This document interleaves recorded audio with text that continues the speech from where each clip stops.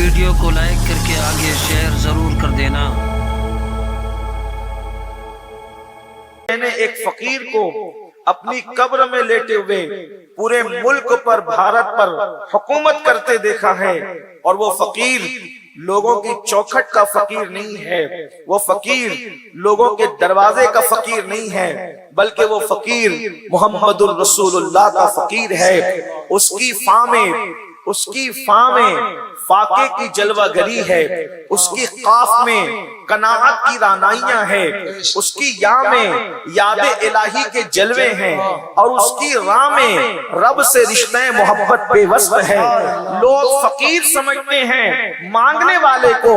فقیروں کی دو قسم ہوتی ہے، ایک مانگنے والا فقیر ہوتا ہے، وہ تو کوئی بھی بن جاتا ہے، لیکن جو فقیر محمد الرسول اللہ کا ہوتا ہے، پھر اس کے پاس اللہ اکبر فاقہ بھی ہوتا ہے، قناعت بھی ہوتی ہے، یاد الہی بھی ہوتی ہے، اور رب سے رشتہ محبت بھی ہوتا ہے۔ اس لیے تصوف میں جب فقیر کہا جاتا ہے تو ان چیزوں کا جب کوئی بندہ سنگم ہوتا ہے تب کہیں جا کر وہ فقیر کہلاتا ہے۔ حیرت کی بات یہ ہے، اللہ اکبر، ایک بزرگ اپنی قبر میں آرام کرتے ہوئے پورے ملک پر حکومت کر رہے ہیں۔ اگر اس انگریز کی بات اللہ اکبر یہ مانی جائے، بلکہ مانی ہی جائے، تو پھر میں آپ سے کہنا چاہتا ہوں حق یہ ہے، بلکہ حق کی شان یہ ہے جو سر چڑھ کر کے بولتا ہے۔ جب رسول اللہ کے فقیر کی یہ شان ہے کہ وہ قبر میں آرام کرتے ہوئے پورے ملک پہ حکومت کر سکتا ہے، تو جب بیٹے کی شان کا یہ عالم ہے تو محمد رسول اللہ کی شان کا عالم کیا ہوگا؟ رسول اللہ کی شان کا عالم کیا ہوگا؟ اسی لیے آپ دیکھیں جب تک غریب نواز ہندوستان میں نہیں آئے تھے، اس ملک کے سمراٹ ہوا کرتے تھے، اس ملک کے مہاراجا ہوا کرتے تھے، لیکن جب سے غریب نواز ہندوستان میں آئے، پرتھوی راج چوہان کے بعد اکھنڈ بھارت کا کبھی کوئی سمراٹ نہیں بن سکا۔ اس کی وجہ یہ ہے کہ پرتھوی راج گیا، اس کے بعد مسلمانوں کی حکومت تھی، کبھی غوری آیا، اللہ اکبر، کبھی غوریوں کی حکومت رہی، کبھی مغلوں کی حکومت رہی، کبھی جو ہے وہ عادل شاہی حکومت ایک علاقے میں رہی، حکومتیں الگ الگ رہی، لیکن جس وقت مغلوں کا آخری بادشاہ بہادر شاہ ظفر گیا، اس کے بعد پھر انگریز اس ہندوستان میں آ گئے، اور انگریز گئے تو ملک کا بٹوارا ہو گیا۔ لیکن آپ دیکھ رہے ہیں کہ غریب نواز کی آمد کے بعد پھر کوئی کلمے کا انکار کرنے والا بھارت کا سمراٹ کیوں نہیں بن سکا؟ اس کی وجہ یہ ہے کہ ایک ملک میں دو سمراٹ کبھی جمع نہیں ہوتے۔ محمد رسول اللہ نے غریب نواز کو ہندوستان کا سمراٹ اور راجہ بنا کر کے بھیجا، اس لیے جب سے وہ آئے ہیں انہی کی حکومت چل رہی ہے، اور ان کے غلام تخت پر بیٹھتے رہے، اور ہم لوگوں سے کہتے ہیں حکومت وقت یاد رکھے، یہاں تو کل دوسرا رہے گا، زمین ہندوستان کا راجہ ہمارا خواجہ سدا رہے گا۔ ہندوستان کے ایک ہی راجہ، ہندوستان کے ایک ہی راجہ، کیا غریب نواز کی حکومت چل رہی ہے۔ میں نے جس آیہ کریمہ کی تلاوت کی ہے، اللہ پاک قرآن مقدس میں ارشاد فرماتا ہے، قل، اے محبوب آپ فرما دیں۔ جب بھی ہم لوگ قل کہتے ہیں، ہمارے یہاں قل کی بڑی اہمیت ہے۔ ابھی سب کو انتظار ہے کل غریب نواز کا قل ہوگا۔ یہ قل کیا ہے؟ بلکہ اسی قل میں کل ہے۔ راجستھان میں بات کر رہا ہوں، ایک ہوتا ہے قل بڑی قاف سے، ہے نا، قل، اور ایک ہوتا ہے کل چھوٹی قاف سے۔ تو اس قل میں کل ہے، یعنی سب کچھ ہے۔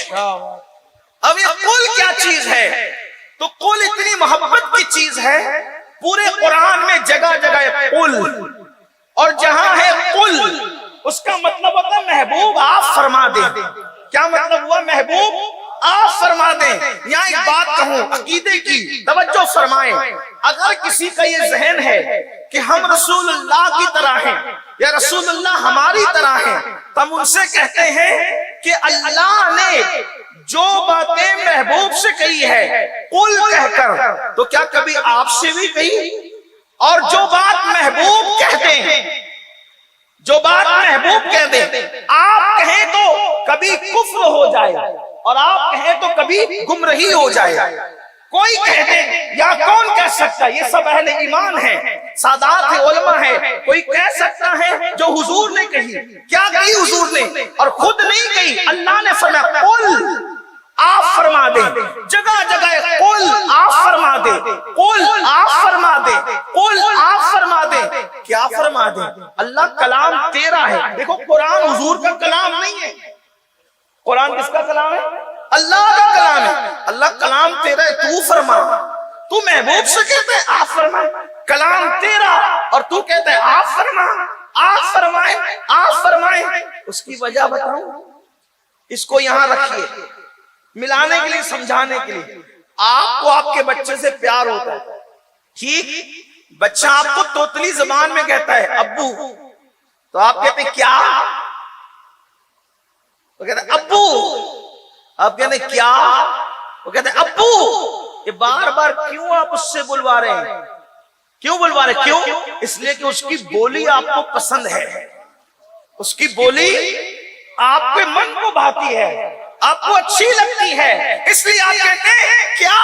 مطلب میں بار بار بولتا رہے، بار بار بولتا رہے، بار بار بولتا رہے، بلا تمثیل، بلا تمثیل، بلا تمثیل۔ اللہ کی کوئی اولاد نہیں ہے۔ اللہ نے اپنی پوری کائنات میں اگر سب سے زیادہ کسی کو چاہا ہے، اور بلکہ اگر کسی کو چاہا ہے، اور اگر صرف کسی کو چاہا ہے، تو وہ کوئی اور نہیں ہے، وہ آمنہ کا لال ہے، وہ عبداللہ کا جگر پارا ہے۔ ہم جس کا کلمہ پڑھتے ہیں وہی محمد الرسول اللہ ہے۔ اللہ سب سے زیادہ جن کو چاہتا ہے۔ میں کہتا ہوں کوئی ایک ایسا کام تو بتاؤ جو اللہ نے محبوب کے لیے نہ کیا ہو۔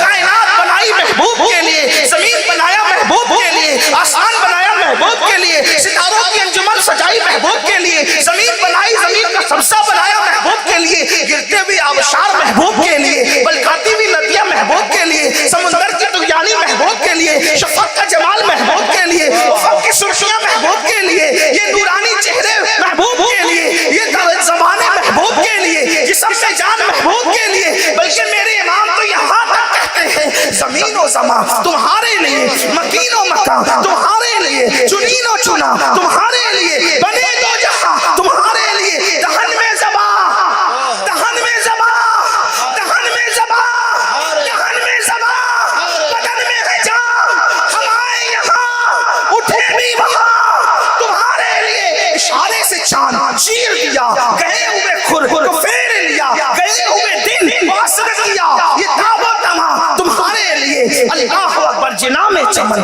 چمن میں سمن، سمن میں فبن، فمن میں دلہن، سزائیں میں ہن، بے ایسے میں نہ، یہ امن و امان تمہارے لیے۔ یہ مرحمتیں، یہ کچی متیں، نہ چھوڑی رہتے، نہ اپنی کرتے، قصور کریں اور ان سے بھرے، قصور جنا تمہارے لیے۔ سباو چلے کہ باغ پھلے، وہ پھول کھلے کہ دل ہو بھلے، لوا کے تلے سنا میں کھلے، ہماری زبان تمہارے لیے۔ نعرہ رسالت، نعرہ رسالت، سرکار کی آمد، سرکار کی آمد۔